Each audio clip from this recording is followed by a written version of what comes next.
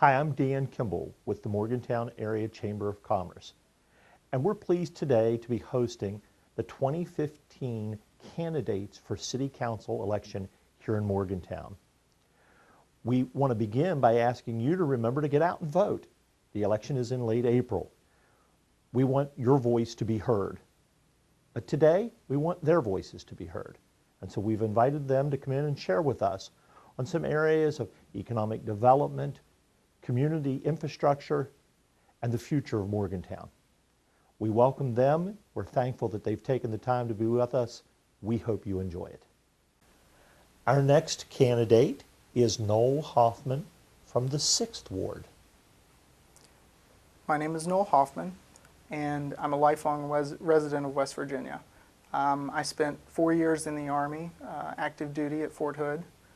Whenever I'd returned from the Army, I came back to move to Morgantown as my lifelong residence.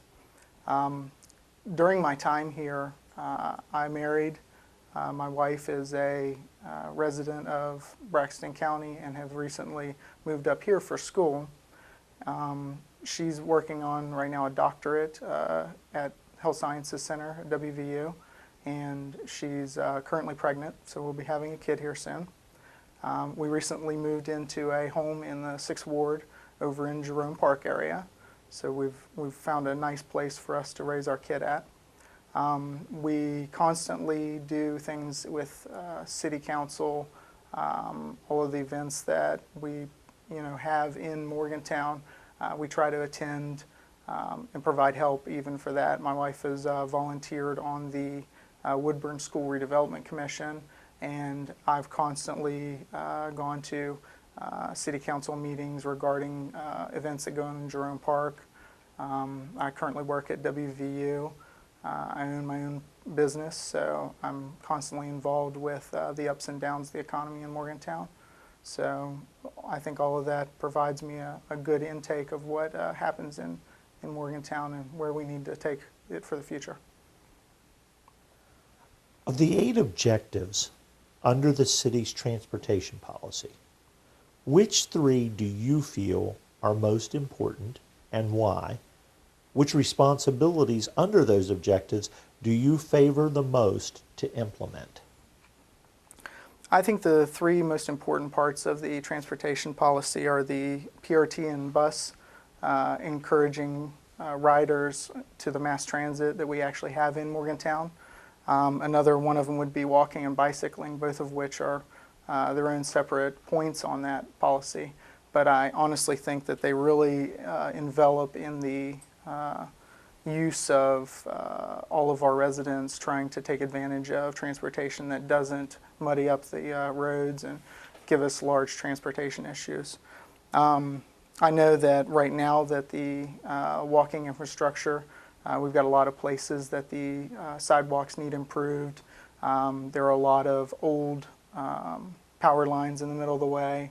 The bicycle routes, we really don't have a lot of dedicated area for that, so it's something that they need to continue to work on with the bicycle plan. And then the PRT and the bus ridership, we really need to encourage people that aren't WVU students to do that, and that's part of the plan as well. I think the last point on that would be that all of the downtown traffic that we experience, a lot of it does revolve around the truck traffic that we experience. So, and it's one thing to just tell the trucks that we can't, drive downtown, but the better idea is to find alternate routes for them. That way we can encourage them to use Greenbag Road or some other direction instead of just trying to force them. Of the 7 objectives under the city's communities, facilities, and services policy, which 3 do you feel are most important and why? Which responsibilities under those objectives do you favor the most to implement? I feel that the 3 highest importance objectives there are the high quality utility services. Right now, we provide, MUB with stormwater, city water, and all of the trash services that we provide as a city service. Those are 2 main points right there. And then the third would definitely be our parks and recreations. Bow Park has a huge job ahead of them with continually maintaining the services that we provide in the parks. But there are a lot of rooms that we can improve that, because we need to look at what services that the citizens want and need, and use that to either, increase the services we have at the existing parks, or create new parks or facilities. I know one of the big points on the plan is maybe a community rec center, and I think there's a huge turnout for people wanting that to be put into place. There's the WVU facilities now, but if you're not a WVU faculty or student, which there's still quite a large amount of people in the city that aren't, they really need a place to go as well, and I think we should really work on that as part of our plan as well. Of the 7 objectives under the city's economic development policy, which 3 do you feel are most important and why? Which responsibilities under those objectives do you favor the most to implement? One of the main objectives under the economic development plan is the retaining and growing existing businesses. Right now, to keep our tax base where it is and to continually provide the services we do, we can't lose more businesses in town. So we really need to look at keeping the ones that are here, and then finding out from that why we don't have a growth in the local businesses. I know from being a small business owner, I know that retail businesses and service businesses struggle during certain times of year. The thing is a lot of them also can't afford space downtown, and a lot of them complain about B&O taxes. So we really need to find a fine line to encourage that growth in downtown, and that also is encouraged with the promoting the investment in the infrastructure. So right now, the only way that we're getting the extra money from the growth is from TIFs and the partnerships with WVU, public-private, and they're providing a large amount of one-time use money that's going to be very good for us to implement in our infrastructure. So between that, and then we want to stimulate and support the growth of these smaller businesses, so an incubation or even incentives for real estate, for them to purchase property to build on, things like that, so that they have some kind of incentive to move their business into Morgantown. In what way would you build trust between the city council and those who elected them, between council and WVU, between the developers and council, between the State Division of Highways and council, between trucking companies and council, between community services, fire and police, and the community and the university? I think there's a large amount of room to build trust. There's always been certain strife between different elements that you've mentioned. Realistically, city council can better relate to the people that elect them by getting more information out there to them, to let them know what they're doing, what they're involved in, what big changes that we're really implementing. I know we have ways to publicize that we're going to have a forum, but there are a lot of things out there right now that people just aren't aware of what's going on. And then between WVU and developers, truck companies, a lot of that stems from there being some kind of strife going on in the public policies right now. A lot of that comes down to city council working with each of those entities and building a relationship based on listening to them, finding out their problems, discussing what problems that we have on the city side, and coming to some middle ground to make our policies work better for all of these entities, the citizens, and the city itself. The Chamber is obviously interested in a vibrant downtown. What ways do you believe the downtown can move forward to further enhance business development while being the welcoming point of our community to attract people to shop, dine, and engage the arts community?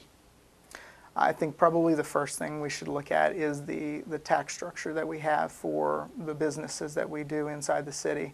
A lot of businesses, they have their different reasons for not doing business in the city, but realistically, if we can find ways to structure the tax base so that we produce the income we need for the services that we provide as a city, but then implement tax incentives for these small businesses such as the restaurants, and then honestly, I would love to see more arts things to do.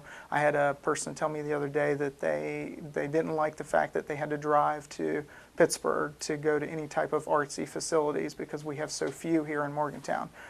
So I'd love to see some incentives out there, coming from the City Council to get more of these public-private partnerships and arts types facilities of any kind. What specific skills do you bring from your private sector job that you believe would be beneficial for a member of council, particularly as it relates to small business interests in our community? When I was in the Army, my leadership would probably be the biggest thing that I learned while in the Army that would help me serve on council, especially in the regards to leading the council to support things that are going on in the community as well as promoting small business. But I think after the Army, when I came back to Morgantown, I worked retail general management for a local automotive store here. I've also worked in the IT industry for many, many years. So I think the background in technology, and that's what the world's going to these days, can help me look at what, because I can pull up figures from other places. I can do quick searches to find out what other states are doing and what other cities are doing. And so it gives us a quick reference to figure out where we need to go as a city to really keep up with what everyone else is doing or even excel above that. Morgantown was recently granted home rule status. How would you utilize the powers of home rule to improve our community? In particular, would you use the taxing power, and if so, what would you use the funding to address? Home rule has been such a huge issue lately, and some people are still very confused about it. And I think realistically, we need to get the idea of home rule out to a lot of the citizens so they understand that before home rule, we weren't able to do a lot of things in the city unless it was already dictated in state law. So now we have the capability of producing items to go down to the council who rules over the home rule commission. And with them, we may be able to implement different strategies. Right now, the only thing that Morgantown does is the B&O tax. That's the majority of our funding other than fire fees. So there are a lot of other implementations with home rule that with taxing and everything else that we can either go with user fees or we can go with changing the B&O tax, drop the B&O tax and go with this 1% sales tax. There's a lot of things that are out there, but I think looking at each case is going to be different because our municipality is way different than Huntington. Huntington struggled for many years, and once they adopted home rule, they were able to use a lot of tax bases to create more income for them. Unfortunately, some of them were not well received. Morgantown may have different application uses, and we can look at those different taxing to see if 1% of sales tax will actually be more than what we would produce by keeping the B&O tax where it is. And if it benefits Morgantown as a whole and it actually promotes small business growth, then we really need to look at the different options and weigh where the money is. We don't necessarily want to cut away money from the funding because we can really use more infrastructure. There's plenty of improvements to infrastructure that we could put out there. Sidewalks and roads are the two biggest things. When I walked around petitioning to get signatures, everybody said roads. Roads are our biggest concern. And although some of that's not us, it's on the state, we really want to make sure that we upkeep our roads and keep everything the way it needs to be. And our tax structure right now is still a little outdated and antiquated. So if we were to bring that up as well as look at the additional funding that could be generated by adjusting the tax schedule, I think it'll benefit the community as a whole. Thank you for being with us today. Thank you very much for having me.